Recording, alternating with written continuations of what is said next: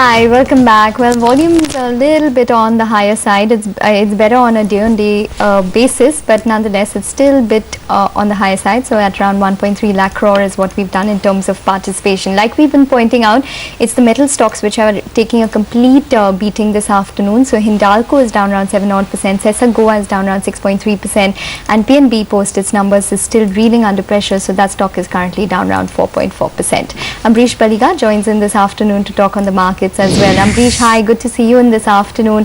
What have you made of all the developments this week, especially in terms of the earnings that we've seen from HUL, ITC and the likes of a couple of banks such as PNB today?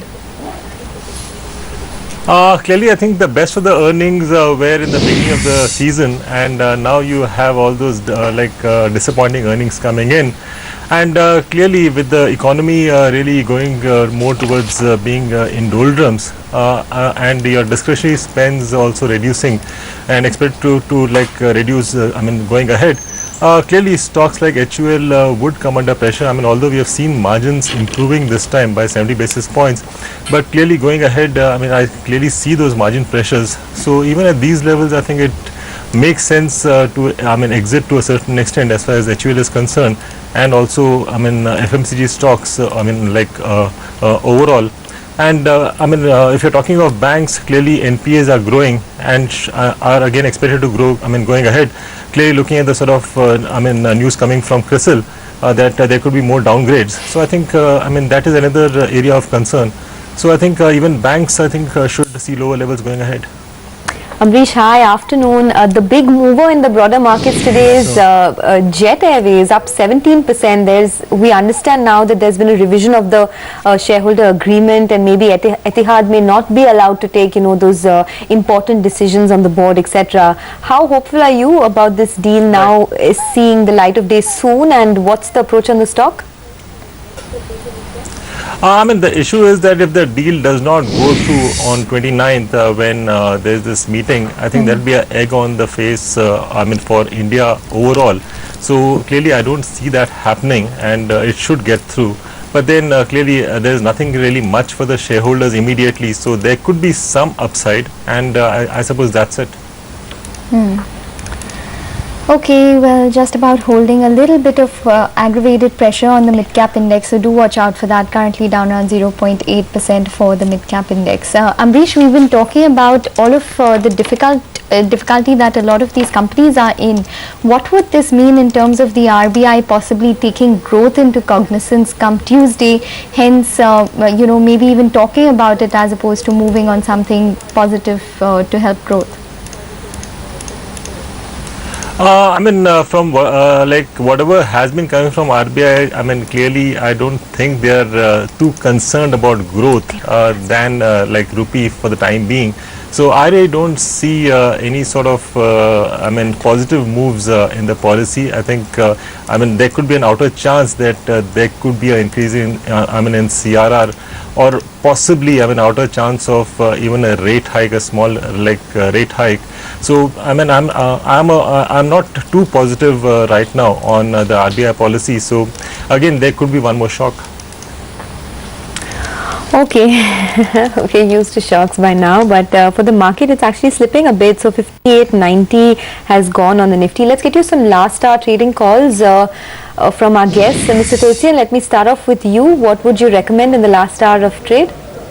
See, Sonia, in fact, we have seen a good recovery in the Bank Nifty, which was down by about 300 points, maybe till a couple of hours back, is now only down by 150 points, because we have seen the good amount of short covering, maybe which have been initiated intraday in the morning, now are getting covered. So keeping a positive stance on the banking stock, and because of that, I've taken a positive call first on Yes Bank with a day target of maybe about, in fact, I've given a day target of 370, which can now, get revised to upward at about 374, 375 with a stop loss of 362. And second long call, I'm going on Bank of India again with a day target of about 188 with stop loss of 183. Okay, and Rahul, what about you? What will you be recommending this Friday afternoon? I think the way things have been overall on the front lines hasn't been very impressive, but two stocks which kind of stand out, one for mid-cap would be Tata Global. Again, I'd look at this for beyond, a good 3 to 4 week time frame. So I think the stock can actually move towards 170 level, so that could be a target you could trade for. 145 being a stop loss. It's kind of done pretty well even today despite all the negativity all around.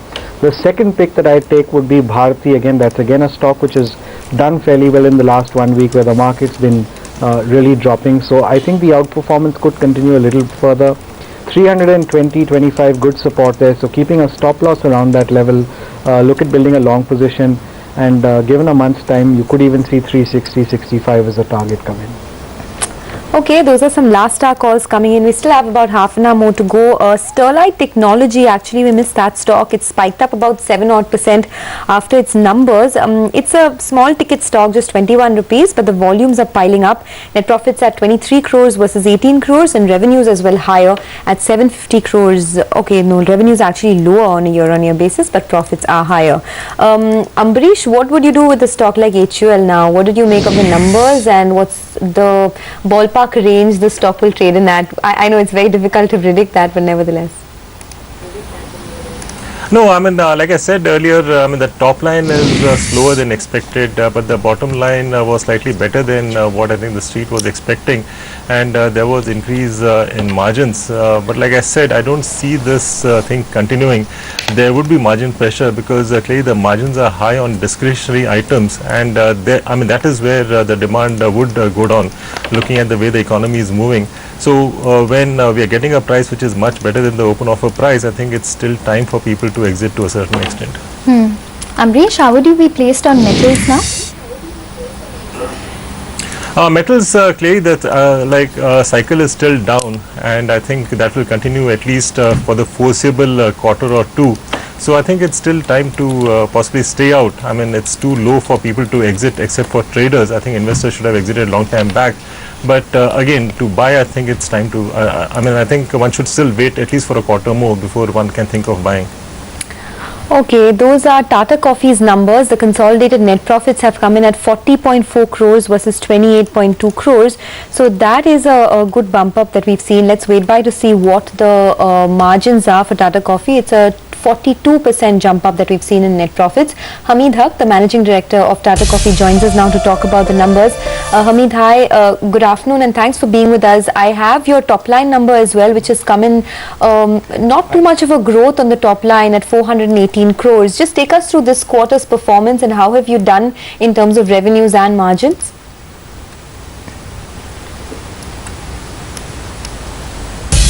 Yeah. Basically, it's been a good quarter for us. As you know, we've shown at the net profit level 43% improvement. But this improvement in this quarter must be seen against the backdrop of a fairly difficult green coffee prices. As you know, the coffee prices, Arabica and Robusta, has not been very strong. But the fact that we could show not much of a top line growth, but an improved margin, largely on a much improved profitability, shows that now the Tata Coffee has become a truly integrated coffee company, where the dependence on plantation has come down substantially, and our other value-added business like instant coffee and our overseas subsidiary 8 O'Clock has come in to bring up these numbers. Mr. Haq, hi, afternoon. Can you just elaborate on how your US subsidiary did this quarter? Hi. You see, US subsidiary has shown marked improvement, because if you look at this, both the standalone as well as US subsidiary has shown marked improvement. Largely, it's been driven both by a factor of holding on to market share in a difficult environment, and also getting the advantages of the lower commodity prices. We had been very aggressively buying into the green coffee, and results of that are now showing into the bottom line of our subsidiary. Yeah, in fact, you have seen quite a bit of a jump up in your EBITDA performance this time around, like you mentioned, because of lower raw material costs. But what about ad spends? Have you managed to scale down your ad spends as well this time, and what could a sustainable run rate be there?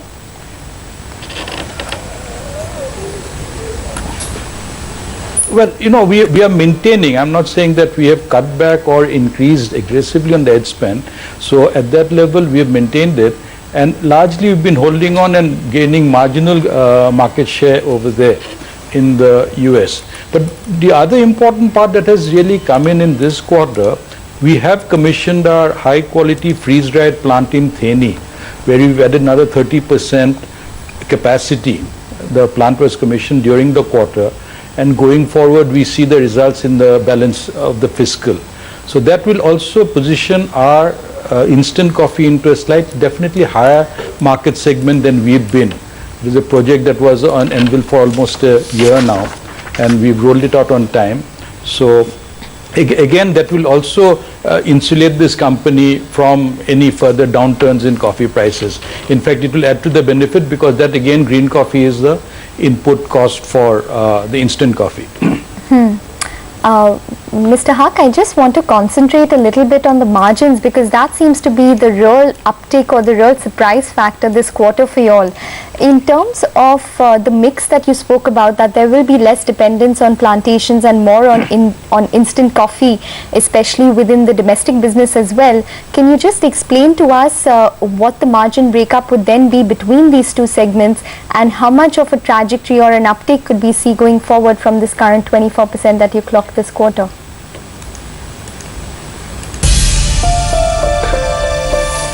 Well, to be honest, I can't discuss specific margins with you.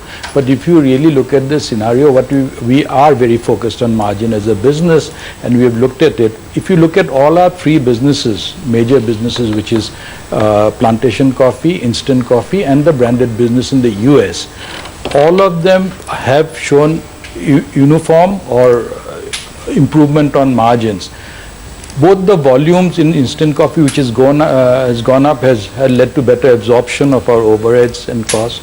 In the plantations also, although on pressure on the terminal prices, we've had volumes. So without going into specifics, which I don't have at the moment, all three businesses have shown improving margins over there to result in this overall numbers that you are seeing. Do you think coffee bean prices will continue to remain benign? What's your assessment of how bean prices will pan out in this particular fiscal or for the next, say, 6 to 8 months?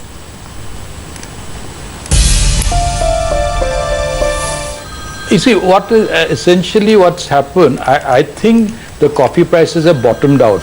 This has been a factor of 2 successive large crops in Brazil. And a fairly large crop in what you call in Vietnam.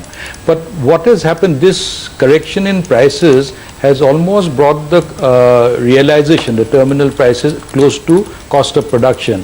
So this is the normal cyclicity we've seen in a commodity. Once the prices come down, then they'll retract back. I am actually quite optimistic in the second half of this fiscal, we'll see hardening, not to the levels earlier on, but definitely hardening of both Arabica and Robusta prices. See, there is an overall, not large surpluses as we have seen in the early years to lead to a continuous downturn. And governments have also taken corrective action because, as I said, the realization is very close to cost of production. They cannot afford the large farmer segment to suffer indefinitely. So I think prices have bottomed out, and we should see an uptick in the second half. All right, Mr. Haq, thank you very much for joining in. So that's the view coming in from Tata Coffee today. That stock is reacting well for post its numbers, up around 6% but completely converse for the markets, which is grinded lower and at the low point of the day currently for the Nifty. We are down around 0.4%. It's not much in terms of the absolute form, but there is some amount of deceleration which is coming for the markets this afternoon. The mid-cap index is also a bit of an underperformer as compared to the Nifty. So the mid-cap index is currently down around 1.2%. We'll take a break, but we'll get you more opinion on the other side.